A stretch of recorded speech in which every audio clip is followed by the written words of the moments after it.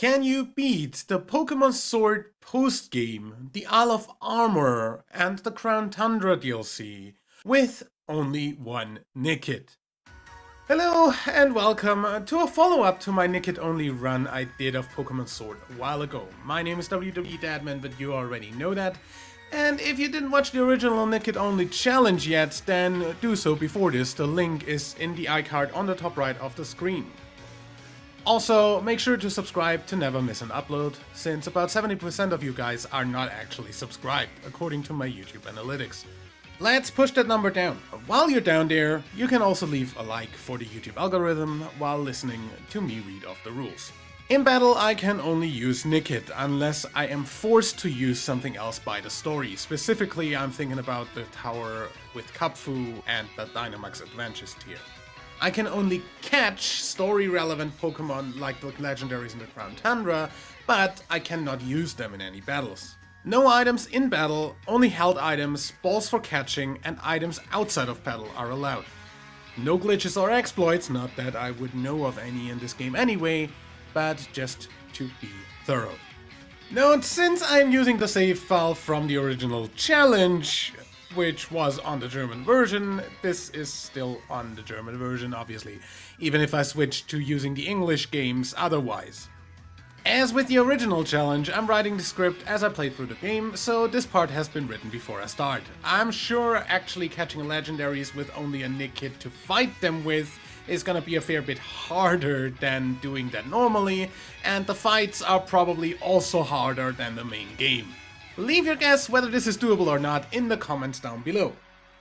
Let's go. We start off at our house after the main story is done, with Professor Magnolia giving us a Master Ball. We then make our way to Slumbering Weald, where we fight Hop again. Now, this battle is already the first one to take multiple attempts. Let's go to the final attempt right away though. He leads with Dubwool, I opt to set up with Nasty Plot. He only uses Cotton Guard, so I take the free setup for another Nasty Plot. He uses Double Edge, and I take him out with Snarl. Snorlax is next, and would never be a one-shot anyways, so I go for the more accurate Foul Play to use Snorlax attack against itself. He goes for Heavy Slam, and a second Foul Play takes him out. Inteleon comes out, outspeeds and hits a U-turn, returning to his ball, and activating the berry I was holding, healing me back up. Corviknight gets sent out and runs into a Snarl, fainting immediately. Inteleon is back, snipe shots, and also goes down to a single Snarl. Next is his Pincurchin, why ever he has that thing on his team, and it obviously gets one shot with Snarl. And last is his Cramorant, who also faints to a single Snarl. The back end of that team was way easier than the front. We put back the Rusty Sword and Shield, and that summons a bunch of clowns behind us, somehow. I can never remember their names, Squidward and Dickhead or something. It should be obvious who is who. As we are playing Sword, we are fighting Dickhead. He leads with Surfetch'd, who in like 99% of cases will one-shot me with Meteor Assault. And even if he doesn't, his Golisopod almost does with First Impression. So I kinda need a different strategy here. Off to the wild area and try to find the TR for Playrough and maybe some bottle caps and vitamins to max out my IVs and EVs. After a few days of waiting, since I can't use the date skip cause that would be an exploit, I find Playrough in one of the Watt Trader shops. Also, I try getting some bottle caps from the Digging Duo and get 4 eventually, boosting all my stats except for special defense, since that's probably the least useful stat. I also use what I still can in vitamins that I buy in Winden after selling all of the other trash the diggers dug up. These are my stats after all of that. Honestly, looks a lot better than before. Let's go back to fighting Dickhead. We outspeed now, but Playrough doesn't one-shot. Meteor Assault may leave us with red health sometimes, but Golisopod then still gets priority with First Impression and kills us. Even if Surfetch'd Sword Dances instead, Golisopod's priority move does not leave us with enough health to survive later. Having to redo the entire fucking cutscene with Dickface and Fuckward every time I reset also doesn't help. After another hour of resetting, we get this run. Surfetch'd Sword Dances after going to red from Playrough. Foul Play finishes him off. Next is Galissapod, who first impressions goes to just about half health from Snarl and gets finished off by a foul play next turn.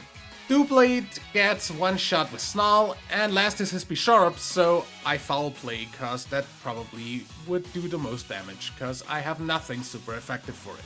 He only goes for Sword Dance and therefore the second foul play kills, and that's it.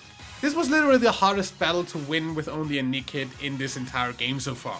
Anyway, off to the laboratory and then we do some Dynamax battles. Grass Gym, Water Gym, Fire Gym. Then we meet Dickhead and Squidward in the lab and double battle them with Hop. Obviously they team up on me cause that's how double battles are, and after Hop fails to solo them, we black out.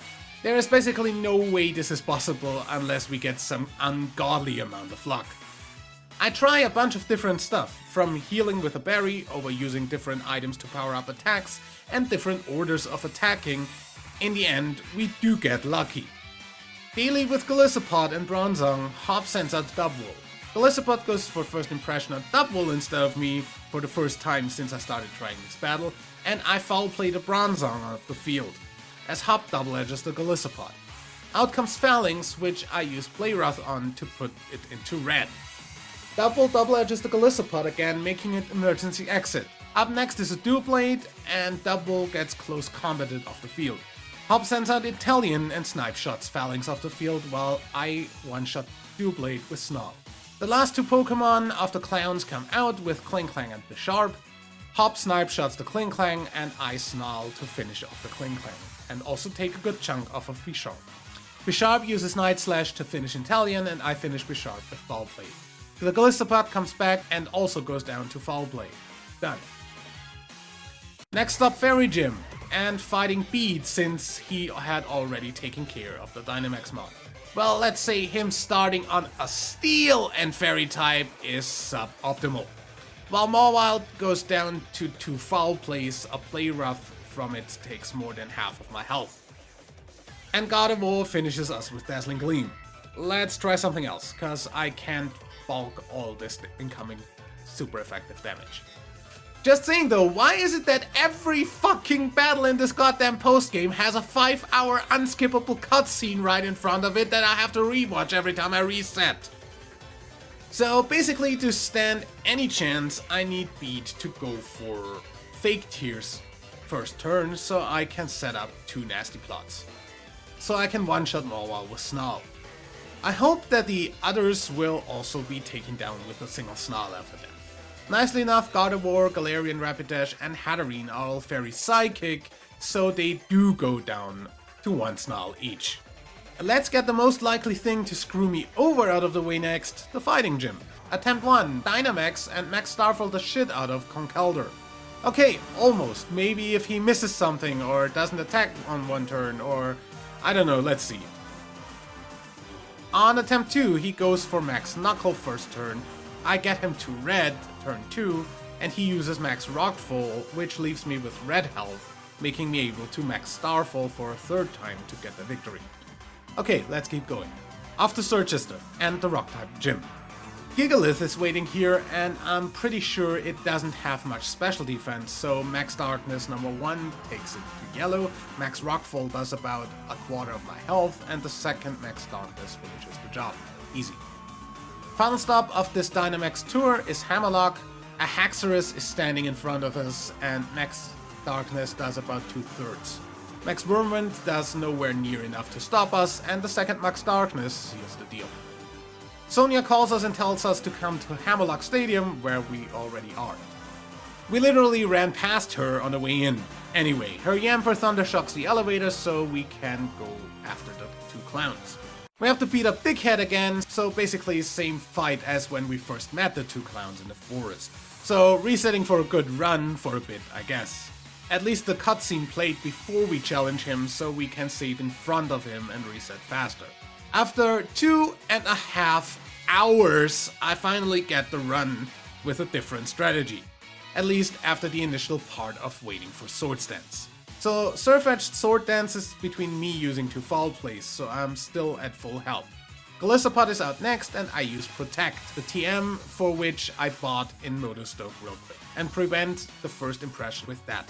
Foul Play makes Galissapod emergency exit, and out comes Dewblade. Snarl one-shots and back to Galissapod. Again, Protect prevents the first impression, and Foul Play kills. Last is his Bisharp, and I Foul Play again while he goes for Ironhead. I survive easily and take him out with another Foul Play. 2.5 fucking hours! Wait, Luke, are you even in the fog area, or did you decide to... Up next is fighting Zamazenta, so here we go. And back to watching the same fucking cutscene over and over, cause the game has terrible save points. The winning strategy this time ends up being reteaching Nasty Plot over Protect, setting up once and then snarling while holding an Eviolite to not get annihilated by the doggo. And with that we have to catch Zacian. The quick ball fails, so a Foul Play and Zacian literally lives on 1 health, and then stays in a Great Ball. He will then stay in the box for eternity, cause this is a Nickit only save. Onwards to the final hop fight, where he has Zamazenta. So this one made me go for tons of different things. Holding the Eviolite, I keep losing to the Intalion outspeeding me no matter if I set up or not. Setting up even makes it more likely for me to fail, cause Snorlax mid knocked me out. Holding a Choice Band is still not enough damage with Foul Play to one-shot sweep. Setting up with Black Glasses still doesn't help getting past Intalion, and holding the Choice Scarf, I outspeed everything, but I need to be incredibly lucky to get past Snorlax here as well, and even on my best run, I died to Corviknight. So I have no idea how to win this. I have neither the health nor the power on my moves to win, and a held item will always only solve one of those two issues. Other moves are also not an option, cause I already have the most optimal moveset, with the extremely limited options Nickit has. Just in case you're wondering, choice specs also don't do shit. So basically, we're gonna put this up until later, at least cause I might be able to do something with resetting EVs and changing the nature to something that's not neutral. But as is, I sure as heck don't have a chance of winning, and I think this is probably proof that I cannot do the entire post-game with only a Nickit. If you have an idea of how to beat Hop in that fight with only Nickit, leave it in the comments down below.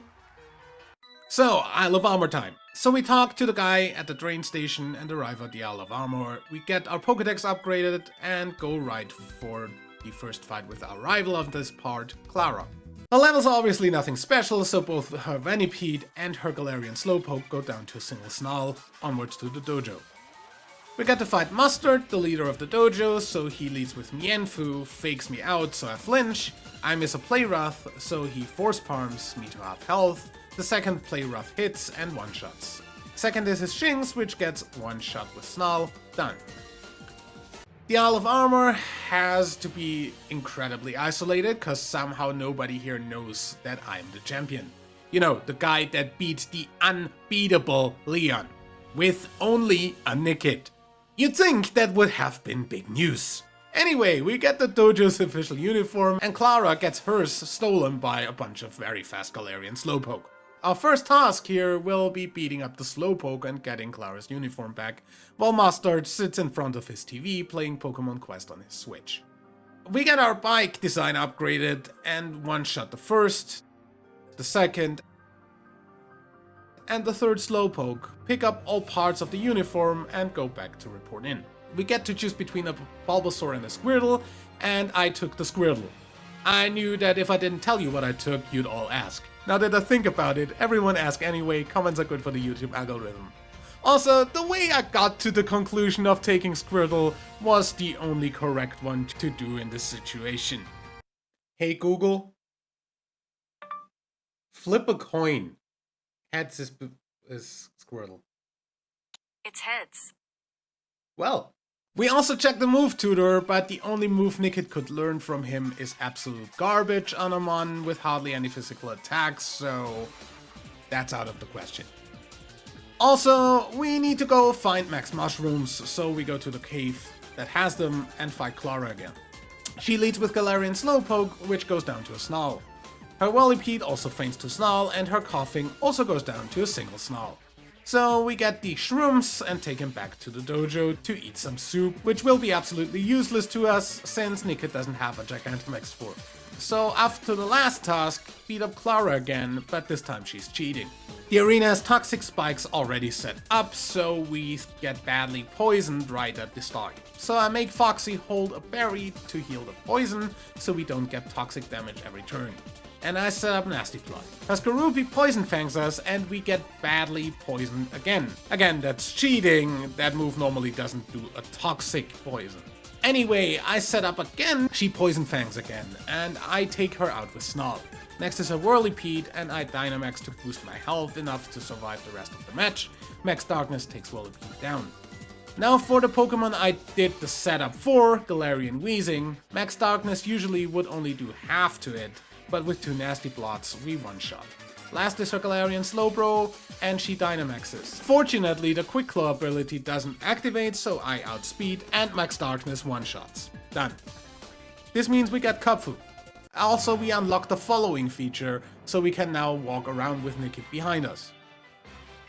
So this is where we actually need to use a Pokemon that is not Nickit, as a requirement to finish the story. Cubfu. We need to visit a few places around the Isle of Armor and then get Cubfu to level 70 and evolve it at one of the towers. So after doing the sightseeing, I use some candies to get Cubfu to the required level and choose to go for the water tower, as I have not gotten the water version of Urshifu yet anyway. So we one-shot the first 2 floors with close combat before running out of PP. I didn't notice I had an Ether with me until later. The next 2 get taken out with Brick Break and Aerial Ace, and Mustard at the top and his own Cubfu got finished with 2 Aerial Aces. If you're wondering how he did less to me than I did to him, by the way, I was holding an Eviolite. So that is where the DLC story ends, unless we manage to beat Hop in the post-game, so onwards to the Crown Tundra. We again take the train to the new area and get our Pokédex upgraded, and then we meet Peony and fight him. He leads with Caparaja, and 2 Snarls somehow don't kill him, but 2 heavy slams make short work of Foxy. As I had changed my held item back to black glasses to use the Eviolite on Cubfu. Fortunately, we don't need to win this, so we can just continue. We follow Peony to the Dynamax Adventure Cave, skip through the explanation, and go take down a Suicune with a team of AIs on the Rental Mon, since we can't use our own here. And we kinda get thrown out at Suicune. Anyway, no shinies, so nothing more to cover here. We meet Peony's daughter on the way out, and we walk out to Peony dead on the ground. Well, so much for this DLC then. Just kidding, he's just knocked out. And we continue the story. Up next is the Calyrex story, so we get a new outfit and another Master Ball, and off we go. Quickfire run through. Calyrex fight 1. It tries Psy-kicking us, a Dark type, twice, and faints to 2 Snarls.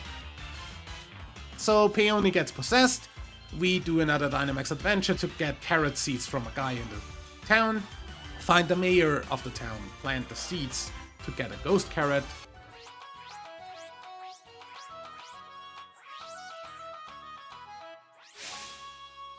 Since it doesn't really matter which horse we fight, and fight the ghost horse. Then we go to catch Calyrex.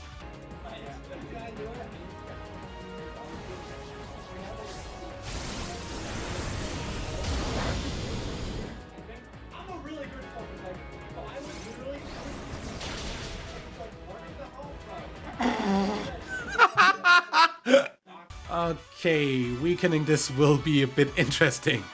You know what? Fuck this shit. Onward to the Regis. Registeel, weakening with Foul Play and Dusk Ball.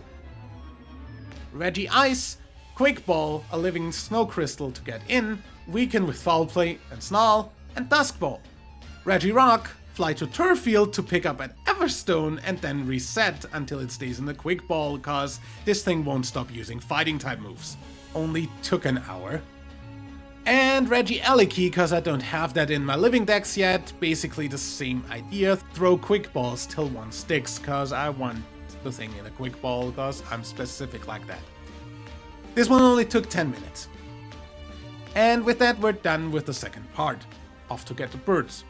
So, Articuno, after getting the right one on the first attempt, I misclicked on Pokeball instead of Quick Ball, then got it to red health and Duskbolt for the catch.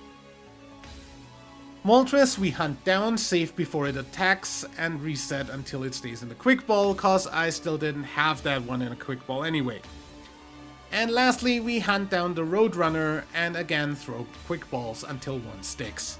Which in this case was on turn 3, so basically I caught a full health legendary in a Pokeball without damaging it. And that is officially the end of the DLC.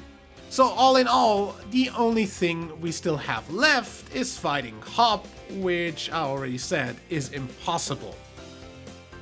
I mean, I could do it with using items maybe, but that's against the rules. So this is gonna be it for this video. It is officially not possible to finish the post-game, even if the DLCs are totally feasible. Especially since the Crown Tundra hardly even has any fights to begin with. I will see you in the next challenge, which will be the Black 2 Rival Team Challenge, so leave a like if you enjoyed, subscribe for more, and until next time, my name is WW Dadman, bye.